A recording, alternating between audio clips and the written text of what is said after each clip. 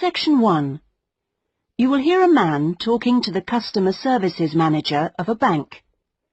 First, you have some time to look at questions 1 to 5.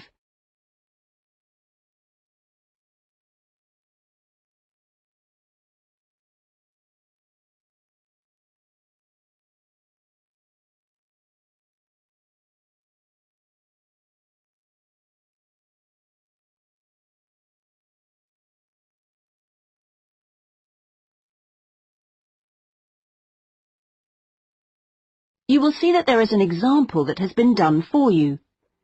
On this occasion only, the conversation relating to this will be played first. Good morning. I'd like to open a bank account, please. Certainly. If you'd like to take a seat, I'll just get some details from you. It won't take long. Thanks. Is it a current account or a deposit account you wanted? A current account? The man wishes to apply for a current account, so current has been written in the space. Now we shall begin. You should answer the questions as you listen, because you will not hear the recording a second time. Listen carefully and answer questions 1 to 5. Good morning. I'd like to open a bank account, please. Certainly. If you'd like to take a seat, I'll just get some details from you. It won't take long. Thanks. Is it a current account or a deposit account you wanted? A current account? Right. I've got the application form here then. We have different types. I see you've got our leaflet there. I've decided on the one called Select. Right, that's fine. So, first of all, can I have your full name, please? Yes, it's Peter Hennis. That's P-I-E-T-E-R. Is it H-E-N-N-E-S? Only one N, actually. It's a less common spelling of the name. Oh, right. Okay. And what's your date of birth, please? The 27th of the 1st, 1973. Right. And will this be a joint account? No, just myself. Okay, fine. And where are you living, Mr. Hennies? 15 Riverside. Is that all one word? Yes. Exeter? Yes. How long have you been at your present address? Is it more than 2 years? Just 2 weeks, actually. I only arrived in the country a month ago. I'm from Holland. Oh, that's fine. But we normally ask for a previous address in that case. Oh, yes. Well, it's Rielsdorf 2. That's R-I-E-L-S-D-O-R-F 2, Utrecht. Holland. Okay, thank you. Do you have a daytime telephone number? Yes, I think the number at my office is 606-295. Just a minute, I'd better check. Oh, no, sorry, 616. I'm not used to it yet. Would you like my home number, too? Yes, please. It's 796431. Are they both local numbers? Yes. Before you hear the rest of the conversation, you have some time to look at questions 6 to 10.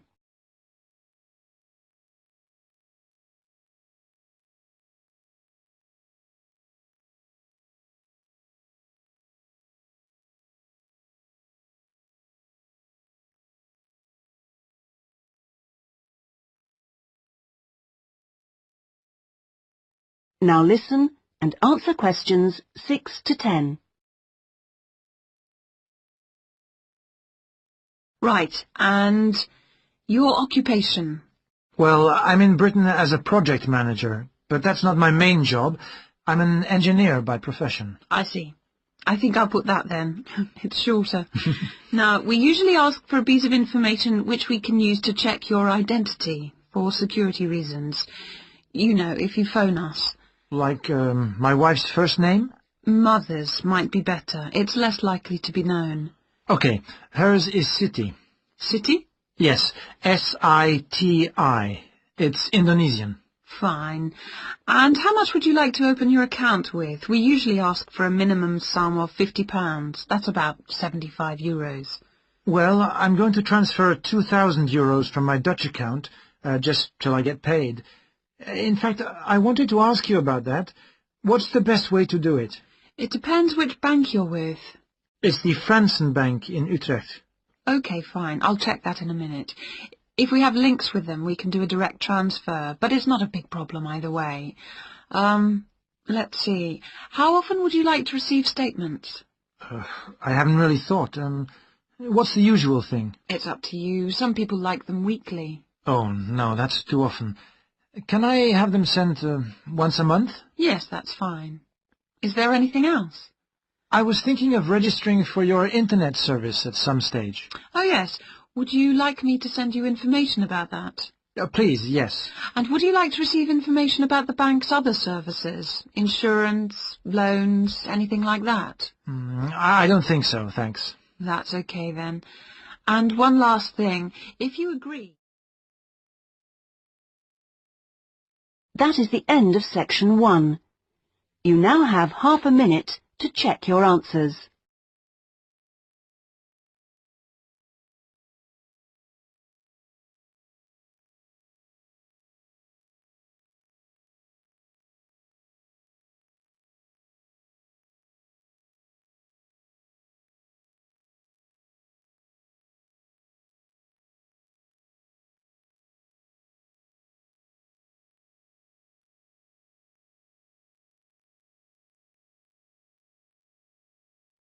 Now turn to section 2.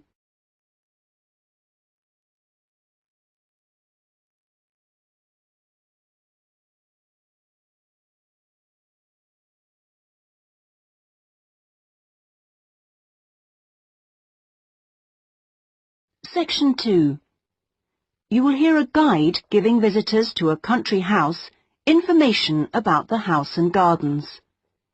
First, you have some time to look at questions 11 to 13.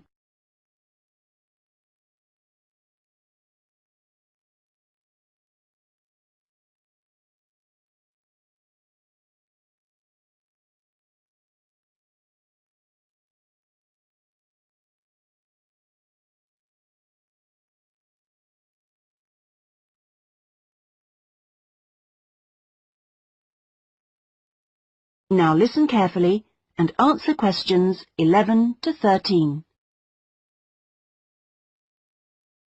Welcome, everybody, to the lovely house and gardens of Rosewood, once the home of the famous writer Sebastian George.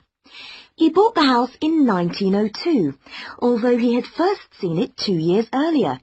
At that time, the owners let it out to a tenant because George was too slow making up his mind to buy it. When it came back on the market, there was no hesitation, and he bought it immediately for £9,300. Even though the house had no bathroom, no running water upstairs, and no electricity. When he came here, he'd been married for 10 years. During that time, he'd become one of the most famous writers in the English-speaking world. His professional success was enormous, but his personal life wasn't as successful. He was no longer on speaking terms with his brother and had been devastated by the death at the age of 7 of his elder daughter, Josephine. Moving to Rosewood allowed the family to start a new life. George regarded Rosewood as a pure example of a traditional country house of this part of England and did some of his most successful writing here. The house and its grounds became the family haven and their escape to privacy and quiet. The walls and the mullioned windows were built of the local sandstone. The tiles on the roofs and the bricks of the chimney stack were baked from local clay, and the wooden structures inside came from oak trees which grow around here. Before you hear the rest of the talk, you have some time to look at questions 14 to 20.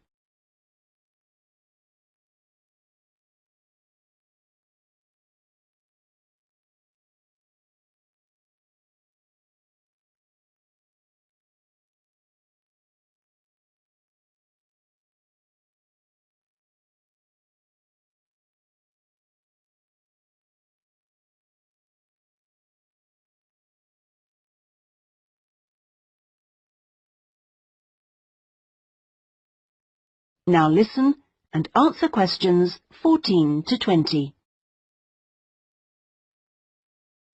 Now, please look at the map I've given you of the house and gardens. We're here at the information centre. Follow the path marked with the arrow, and the first area you come to is the orchard on your left. As you go further down the path, there's the kitchen garden on the right. And as you go round the first sharp corner, you will find to your left an area where different types of pear tree have been planted, as well as some lovely flowers. And this is known as Pear Alley, designed by George himself. Next to this is the greenhouse, where some exotic plants and fruits are grown. Follow the path round the second corner, and on your right you will see the entrance to the mulberry garden, with its 500-year-old tree. Past the mulberry garden, follow the path until you reach the front of the house. I suggest you spend a good hour wandering around this lovely building. A guide takes visitor groups round every 2 hours. If you would like to purchase any of George's books or other souvenirs, then leave the house by the side entrance, where you will find our shop, which is situated between the house and the garage, which contains the magnificent old Rolls-Royce car, which used to belong to George. I expect by this time you may also be in need of a rest and some refreshment. Most visitors are, so why don't you visit the tea room on the far side of the garage?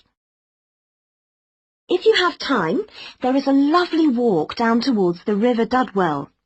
For me, this is the best part of the estate. This isn't on the map, but it is all clearly signposted. You cross the field, which spreads along the banks of the river. In spring, this area is well worth a visit. Spend a minute or two watching the water pass by underneath as you cross the footbridge, and then continue along the river walk through the woodland. On a hot summer's day, the trees along this path provide welcome shade. Eventually, you come to the watermill, which used to provide the electricity for the house. Only about 4 hours every evening in George's time. And finally, for those of you who would like to see stunning views of the surrounding countryside and who are a little bit more energetic, when you return from the mill, take the first turning on your left and climb up to the viewpoint. You won't regret it. Enjoy your visit. That is the end of section 2. You now have half a minute to check your answers.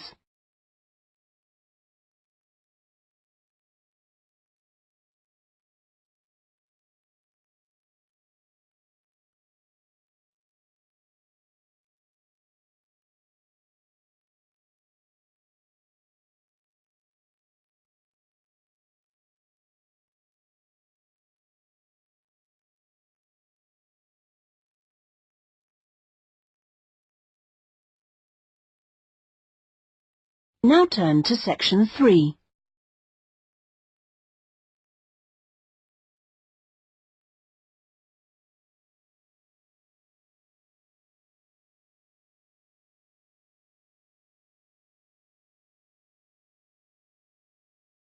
Section 3. You will hear 2 students, Jack and Lucy, discussing a marketing assignment they are working on together. First, you have some time to look at questions 21 to 24.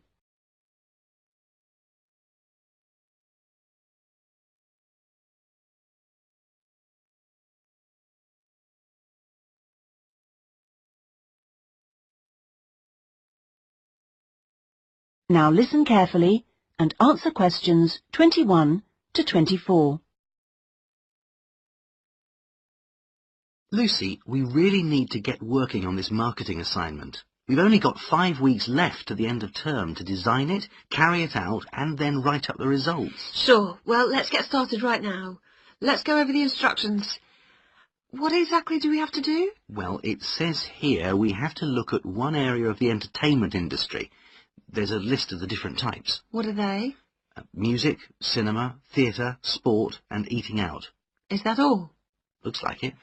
So we choose one branch of the industry and then we look at how two different groups of people use it. Is that right? Yes. And do we have to use any particular method to get our data? Can we mail out a questionnaire or do face-to-face interviews or maybe even observations? Well, actually, it looks like we don't have a choice. We have to do telephone interviews.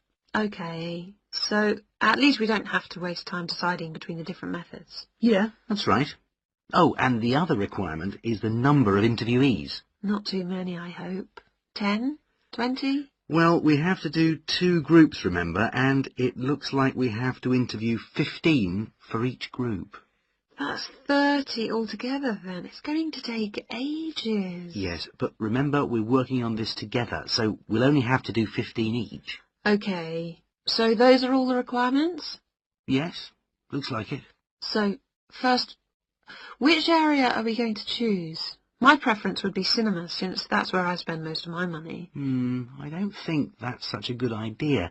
I don't think there are huge differences in the market there. I mean, you get young and old, male and female, rich and poor, all going to the same movies. Yeah, maybe you're right. Let's make it music then. Right. So, what 2 groups will we compare and contrast? Male and female? No. Most of my female friends like the same music as me. Different age groups will be much more likely to show up differences, I think. Before you hear the rest of the discussion, you have some time to look at questions 25 to 30.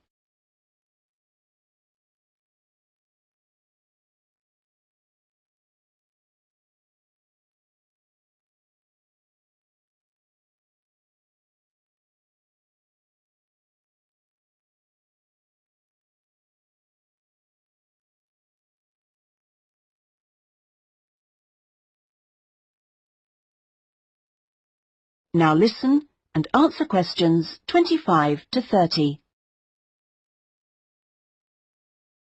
Yeah, I suppose you're right again. I'll take some notes, shall I? So, age groups. Well, what do you think? Maybe 25 or under for one group and 45 or over for the other group? That should show up differences. Right. OK, next. How about the kind of music they like? Let's give them some choices and then we can just tick boxes.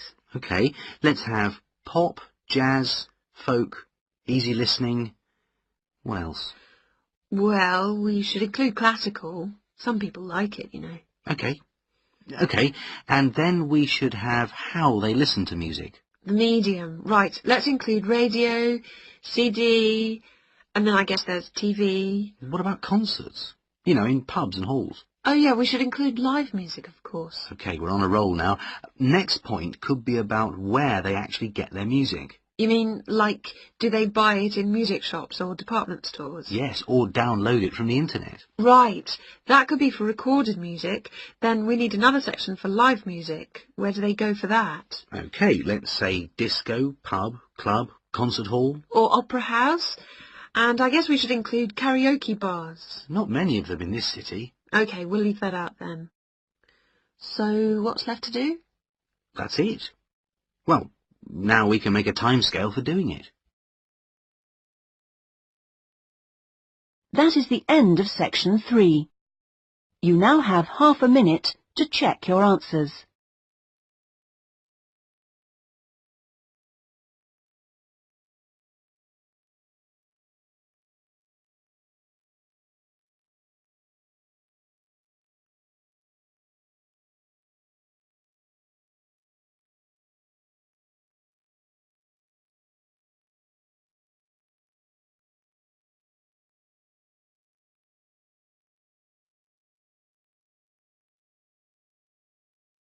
Now turn to section 4.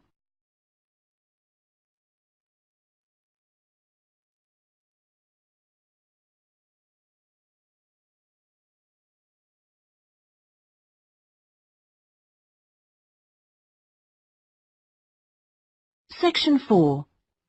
You will hear a lecturer talking about farming in ancient Ireland. First, you have some time to look at questions 31 to 40.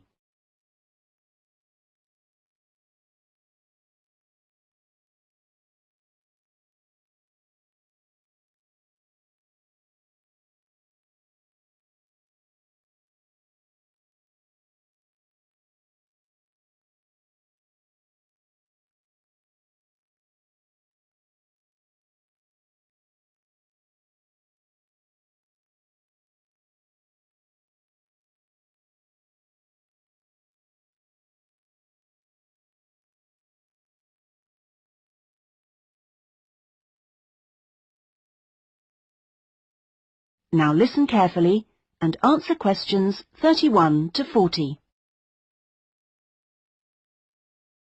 Good morning, everyone. Last week we were looking at the hunter-gatherers in Ireland, across the Irish Sea from England.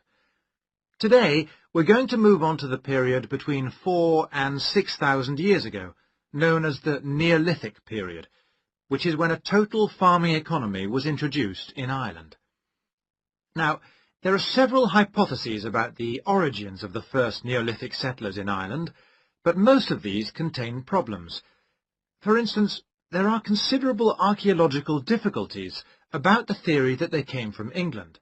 The evidence doesn't really add up. But there are even greater practical problems about the theory that they came directly from continental Europe. For one thing, it's not clear just how sufficient numbers of men and women could have been transported to Ireland to establish a viable population. As you know, the hunter-gatherer economy which existed beforehand was based on small, scattered groups. The farming economy would almost certainly have required much larger communities to do all the work needed to plant and tend sufficient crops to sustain them through the year. The early farmers kept various animals, including cattle and sheep. There's also evidence of pigs, but it is possible that these could have been descended from the native wild species. Now, we know from modern farming that if the level of breeding stock falls below about 300 females, the future of the species locally is at risk. So we must assume that from the beginnings of Neolithic farming, the number of breeding sheep would have considerably exceeded 300, and the national cattle herd must have been of a similar size. The question is how these were brought to the area and where they came from. It's usually suggested that the Neolithic settlers used skin-covered boats to transport livestock, but this method would have severely restricted the range of the colonizing fleets. The sheer volume of animal transport necessary means it's unlikely that this livestock could have been brought from anywhere further than England. What about crops? Well, two main cereal crops were introduced to Ireland during this time, wheat and barley, both in several varieties.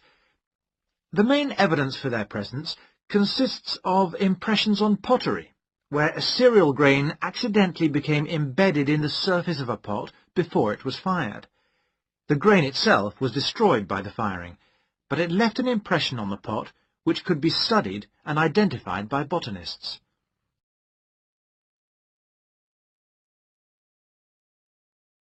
Let's turn our attention now to the farming technology available at that time. Before the cereal crops could be planted, it would have been necessary to clear the forest and to break the ground by ploughing. The stone blade of a plough has been discovered during excavation in County Mayo in Western Ireland. The body of the plough would have been of wood and could have been drawn by people, but it's also likely that cattle were used. Now, the cultivation of crops and the husbandry of livestock brought about changes in people's lifestyle, such as the type of shelters they made. For one thing, instead of moving from place to place, they needed permanent dwellings. The stone axes used to chop down trees to make these dwellings were far superior to any that the Stone Age hunter-gatherers used. To make the axes, sources of suitable stone had to be found and systematically exploited. These so-called axe factories were really quarries rather than factories, as the manufacture of the axes wasn't regularly performed on the quarry site. However, after the axe had been chipped into shape, they needed water and sand for grinding and polishing, so a high mountainside wouldn't have been an appropriate place for this. So this final stage of the manufacture must have been carried out close to water, and sure enough, there's ample evidence of this at coastal sites. Now, it's clear that these Neolithic axes were transported all over Ireland, as well as to Scotland and the south of England. It's not really surprising that axes from axe factories in England have also been found in Ireland. At the very least, this indicates that there was a link between the two islands during that period. One of the most useful innovations of the colonizers was pottery making, which was quite unknown to Irish hunter-gatherers. The pottery was probably made by shaping clay into a ball with the hand, and then hollowing it until the walls were the right thickness. After firing, the outside was often polished. This would have helped the pots to retain water, as they weren't glazed. Now, we know that the clay used usually came from local sources, which suggests that manufacture was on a fairly small scale, even though thousands of fragments are usually found at Neolithic sites. In the course of time, decoration began to appear. At first, this looked like a series of stitches and was just around the tops of the pots. This could have been an imitation of earlier vessels, which were made of leather sewn onto wood. Then, eventually, pots with decoration all over became much more... That is the end of section 4. You now have half a minute to check your answers.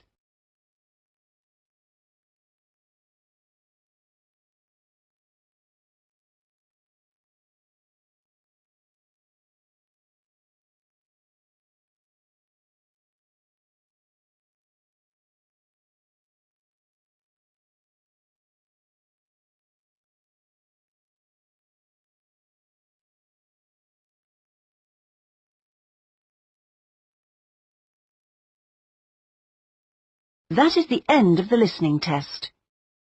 In the IELTS test, you would now have 10 minutes to transfer your answers to the listening answer sheet.